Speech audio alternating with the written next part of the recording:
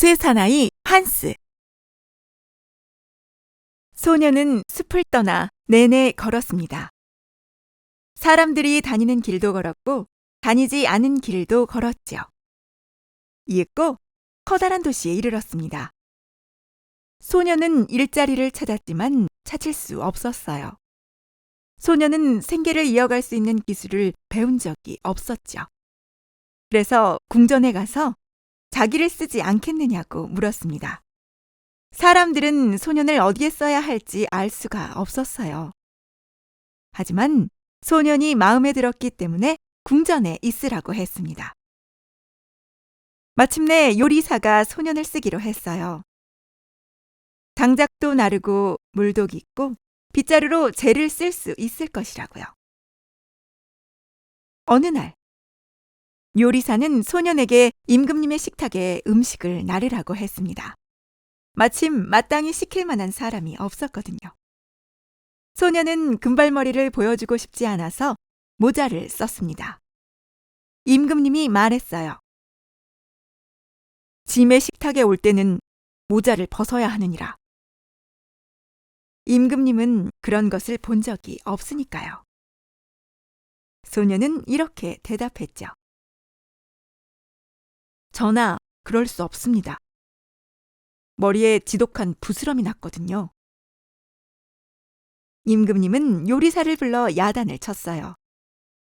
어떻게 그런 소년을 쓸 수 있느냐고요.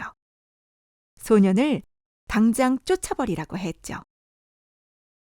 하지만 요리사는 불쌍해서 소년을 정원일을 돕는 소년과 바꾸었습니다. 이제 소년은 정원에서 꽃을 심고 물을 주고 나무를 자르고 땅을 일궈야 했죠. 거친 바람과 궂은 날씨를 온몸으로 겪어야 했습니다. 어느 여름날, 소년은 혼자 정원에서 일하다가 날이 어찌나 뜨거운지 모자를 벗었어요. 땀을 식히려고요. 그러자 머리칼에 햇빛이 반사되어 그 빛이 반짝하고 공주님의 침실로 들어갔습니다. 공주님은 무엇인지 보려고 벌떡 일어났어요. 그런데 소년이 보이는 거예요. 공주님은 소리쳤죠. 예, 꽃다발을 만들어 오너라.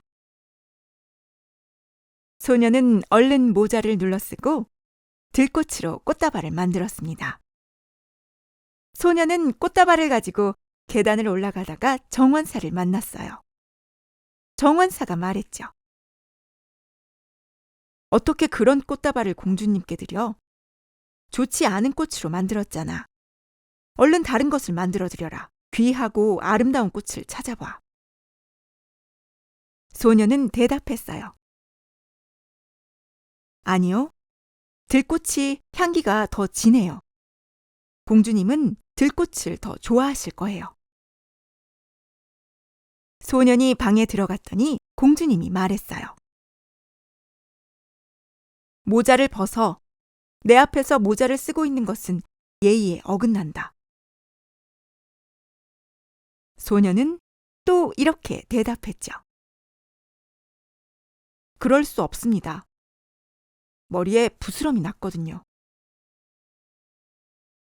하지만 공주님은 손을 뻗어 소년의 모자를 확 낚아챘습니다. 햇살처럼 빛나는 금발머리가 폭포처럼 소년의 어깨에 쏟아져 내렸어요. 정말 아름다웠죠.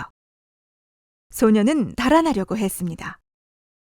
하지만 공주님은 소년의 팔을 잡고 금화를 한 움큼 주었습니다. 소년은 금화를 받아가지고 공주님 방을 나왔습니다. 소년은 금화를 귀하게 생각하지 않았어요. 그래서 정원사에게 금화를 주며 말했죠. 아저씨, 애들에게 갖다 주세요. 가지고 놀라고요. 다음 날, 공주님은 소년에게 또 들꽃으로 꽃다발을 만들어 오라고 소리쳤습니다. 소년이 꽃다발을 가져오자 공주님은 또 손을 뻗어 모자를 벗기려고 했어요. 하지만 소년이 두 손으로 모자를 꼭 잡았죠. 그러자 공주님은 또 금화를 한 움큼 주었습니다. 또 소녀는 금화를 정원사에게 주었어요. 애들이 갖고 놀게 주라고요. 사흘째 되는 날도 똑같았습니다. 공주님은 소년의 모자를 벗기지 못했고 소년은 공주님의 금화를 갖지 않았어요. 얼마 후 온 나라가 전쟁에 휘말렸습니다. 임금님은 병사를 모았어요. 하지만 적군에게 어떻게 맞서야 할지 알 수가 없었죠.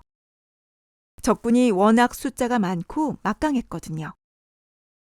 정원사 소녀는 말했습니다. 저도 다 컸으니까 전쟁에 나가고 싶습니다. 말을 주십시오. 그러자 사람들이 깔깔대며 말했어요. 우리가 떠나면 찾아봐. 마구간에 하나 두고 갈 테니까. 모두 떠나자 소녀는 마구간에 가서 말을 끌어냈습니다. 한쪽 발을 쓰지 못해 다리를 절뚝절뚝 저는 말이었어요.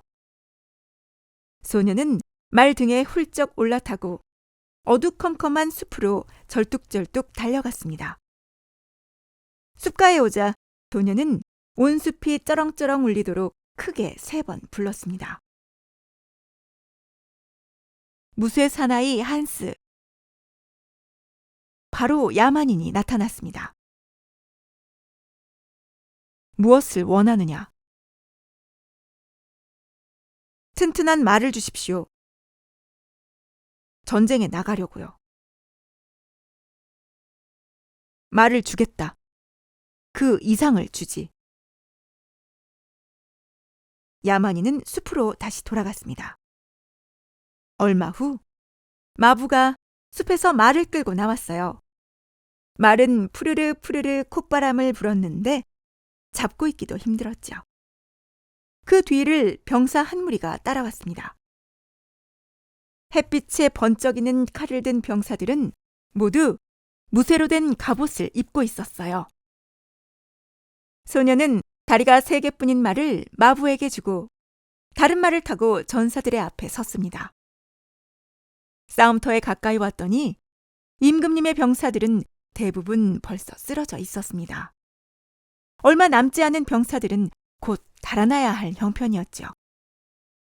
소녀는 무쇠 전사들을 이끌고 들이닥쳐 폭풍처럼 휩쓸고 지나가며 대드는 것은 모조리 다 베어버렸습니다. 드디어 적군이 도망쳤습니다. 소녀는 뒤를 쫓아가 한 명도 남기지 않고 다 베어버렸습니다. 잊고 싸움이 끝났습니다. 소녀는 임금님에게 돌아가지 않았어요. 전사들을 이끌고 다른 길로 해서 숲으로 다시 돌아와 무쇠 사나이 한스를 불렀죠. 야만인이 물었습니다. 무엇을 원하느냐? 말과 군대를 다시 받으시고 다리가 3개뿐인 제 말을 돌려주세요. 소년이 원하는 대로 되었습니다. 이제 소녀는 다리가 3개뿐인 말을 타고 집으로 돌아왔습니다. 임금님이 궁전으로 돌아오자 공주님이 다가와 승리를 축하했습니다. 임금님이 말했어요. 승리를 거둔 것은 짐이 아니라 낯선 기사란다. 전사들을 이끌고 짐을 도우러 왔더구나. 공주님은 낯선 기사가 누군지 알고 싶어 했어요. 하지만 임금님도 몰랐죠. 적군의 뒤를 쫓아갔는데 그 후론 기사를 보지 못했다. 공주님은 정원사에게 소년이 어디 있는지 물어보았어요. 정원사는 깔깔 웃으며 대답했죠. 그 녀석은 다리가 3개뿐인 말을 타고 막 도착했습니다. 그걸 보고 모두 놀라며 드디어 우리 절뚝이가 돌아오셨네 하고 소리치면서 그동안 어느 덤불 뒤에서 잤어? 하고 물었답니다. 그랬더니 그 녀석이 글쎄 이러는 거예요. 저는 큰 일을 했습니다. 제가 없었더라면 아주 좋지 않았을걸요? 라고요. 그래서 그 녀석은 더 놀림을 받았죠. 임금님은 공주님에게 말했어요. 사흘 동안 큰 잔치를 연다고 널리 알리겠노라. 공주는 황금 사과를 던지도록 하라. 정체를 알 수 없는 그 기사가 올지도 모른다. 임금님은 잔치를 연다고 널리 알렸습니다. 그러자 소녀는 숲에 가서 무쇠 사나이 한스를 불렀어요. 무쇠 사나이 한스가 물었습니다. 뭘 원하느냐? 공주님의 황금 사과를 받고 싶습니다. 소년이 대답하자 무쇠 사나이 한스는 이렇게 말했습니다. 벌써 받은 것이나 다름없다. 붉은 갑옷을 줄 테니 멋진 붉은 말을 타고 가거라. 잔칫날이 되자 소녀는 바람처럼 달려와 기사들 가운데 우뚝 섰습니다. 하지만 아무도 알아보지 못했어요. 공주님이 기사들에게 황금 사과를 던졌습니다. 하지만 아무도 잡지 못했죠. 사과를 잡은 사람은 소년뿐이었습니다. 소년은 사과를 잡자마자 바람처럼 사라졌습니다. 이튿날 무쇠 사나이 한스는 하얀 갑옷과 하얀 말을 주었습니다. 이번에도 소년이 사과를 잡았어요. 역시 소년은 잠시도 머뭇거리지 않고 바로 사과를 들고 바람처럼 사라졌습니다. 그러자 임금님은 화가 나서 말했어요. 괘씸하구나. 기사는 짐의 앞에 나타나 이름을 밝혀야 한다. 임금님은 사과를 잡은 기사가 또 달아나면 뒤를 쫓으라고 했습니다. 스스로 오지 않으면 때리고 찔러서라도 데리고 오라고요. 사흘째 되는 날, 무쇠 사나이 한스는 검은 갑옷과 검은 말을 주었습니다. 소녀는 사과를 또 잡았어요. 또 사과를 들고 달아나려고 하자 임금님의 신하들이 쫓아왔습니다. 한 신하가 바짝 다가와 칼끝으로 다리를 살짝 찔렀어요. 그래도 소녀는 다행히 신하들을 따돌릴 수 있었죠. 하지만 말이 사납게 뛰는 바람에 그만 투구가 벗겨지고 말았습니다. 신하들은 기사의 금발머리를 다 보았어요. 신하들은 궁전으로 돌아와 임금님에게 낱낱이 다 보고했습니다. 다음 날, 공주님은 정원사에게 소년이 어디 있는지 물었어요. 정원사가 말했습니다. 정원에서 일하고 있습니다. 그 이상한 녀석도 잔치에 갔었는데 어제 저녁에야 돌아왔죠. 제 자식놈들에게 황금 사과 3개를 보여주더라고요. 잔치에서 받았다나요? 임금님은 소년을 불렀습니다. 이윽고 소년이 왔는데 또 머리에 모자를 쓰고 있었어요. 하지만 공주님이 다가가 모자를 벗기자 금발머리가 폭포처럼 어깨에 쏟아져 내렸습니다. 소년이 얼마나 아름다운지 모두 다 깜짝 놀랐습니다. 임금님이 물었어요. 그대가 날마다 잔치에 나타났던 그 기사인가? 늘 다른 색깔의 갑옷을 입고 나타나 사과 3개를 잡은 기사가 맞느냐? 예, 여기 사과가 있습니다. 소녀는 이렇게 대답하고는 주머니에서 사과를 꺼내 임금님에게 내밀었습니다. 더 많은 증거를 요구하신다면 전하의 신하들이 제 뒤를 쫓으며 제게 입힌 상처를 보여드릴 수 있습니다. 저는 전하께서 적군을 무찌르고 승리를 거두도록 도와드린 그 기사이기도 합니다. 그러자 임금님이 말했어요. 그런 일을 할 수 있다면 그대는 정원사 소년이 아니다. 아버님은 어떤 분이신가? 아버님은 막강한 임금님이십니다.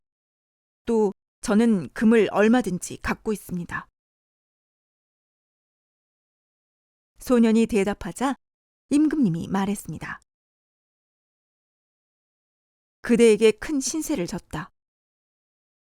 짐이 해줄 일이 있는가? 소년은 냉큼 대답했죠. 예, 있습니다. 따님을 아내로 주십시오. 그러자 공주님은 깔깔 웃으며 말했어요. 머뭇거리지도 않네요. 금발머리를 보고 나는 벌써 그 사람이 정원사 소년이 아니라는 걸 알았답니다. 공주님은 다가가 소년에게 입을 맞추었습니다. 소년의 아버지와 어머니도 결혼식에 왔습니다. 소년의 부모님은 몹시 기뻐했어요. 사랑하는 아들을 다시 만날 줄은 꿈에도 몰랐고 모든 희망을 버린 지 벌써 오래였거든요. 모두 결혼 잔치상에 앉았는데 갑자기 음악이 뚝 그치고 문이 활짝 열리더니 늠름한 임금님이 많은 시종들을 거느리고 들어왔습니다. 임금님은 성큼성큼 걸어와 소년을 꼭 껴안고 말했습니다. 나는 무쇠사나이 한스다. 마법에 걸려 야만인이 되었지만 그대 덕분에 마법에서 풀려났다. 내가 가진 보물은 모두 그대의 것이니라.